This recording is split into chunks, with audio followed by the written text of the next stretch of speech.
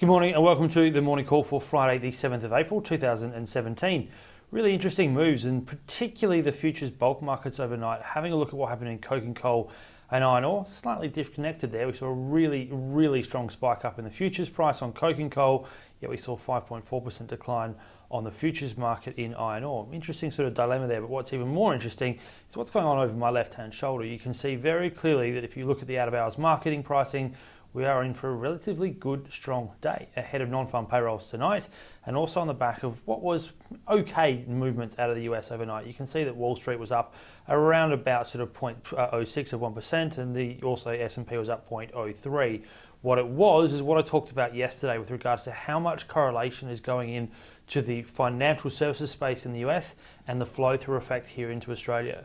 That's part of what happened. You did actually see finally, after 5 consecutive days of pretty reasonable declines in the financial space over in the US, a bit of a bounce last night. And that is why they probably finished up ever so slightly. Everything else was actually quite mixed in terms of where they were trading. That's a real positive thing for our market, considering financials here have been really poor and severely underperforming the market as a whole for the last 7 days. There's a lot of talk around them, and we know that. There's banking inquiries going on, banking talks, banking summits, and a lot of people are pointing to what's going on in the housing market and the fact that at the start of the week we saw Philip Lowe point out very clearly that there's probably overvaluation going in two markets, being Sydney and Melbourne.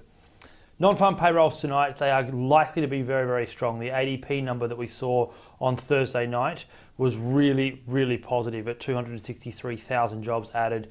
It really gears up to the idea that non-farm payrolls tonight will be very strong, and that therefore again gives that idea that the Fed is probably on the right course around trying to normalise monetary policy. What is now more interesting around them is whether or not they actually start using the balance sheet.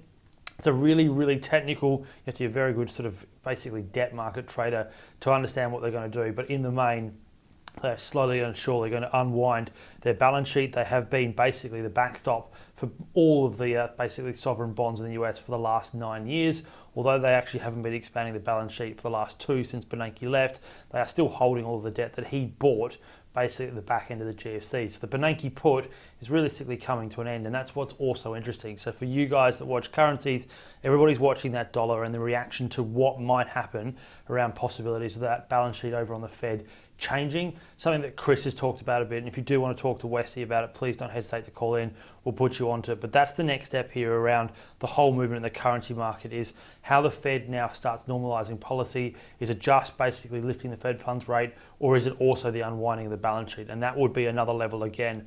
What may hold off onto it is what we saw yesterday around Paul Ryan and the fact that there is no consensus and basically no policy yet around tax reform from the Republicans, because originally Janet Yellen and co had a free kick around normalizing monetary policy because fiscal policy was going to pick up the slack. So other things that have added into probably some of the metrics on the top side that you need to be aware of.